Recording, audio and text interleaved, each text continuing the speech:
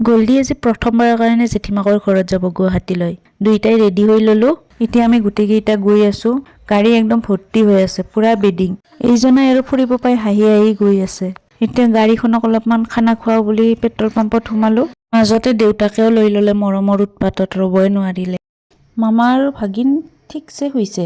জালুকবাৰীৰ পৰা গল্ডিয়ে আমাৰ পুৰা চাইছে গুৱাহাটীখন, একদম হাঁহি আছে আৰু চাই চাই আহি আছে। ব্যস্ততাৰ মাজতো প্ৰাণ পাই উঠা এয়া বাইদেউৰ ফুলনি বাৰীখন। আৰু এয়া মন্দিৰটো ইমান ধুনীয়া লাগিছে।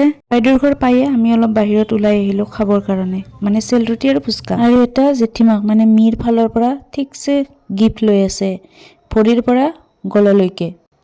খাৰু চাৰু পিন্ধি হাতখন দেখাই দিছে। আকৌ তাৰ গিফ্টৰ আনবক্সিং। এয়া তাৰ খেলাৰ সামগ্ৰী। গিফ্ট পালেতো এতিয়া পুৰা লগ হৈছে, পুৰা কথা পাতি আছে, ল'ব লাগে তাক।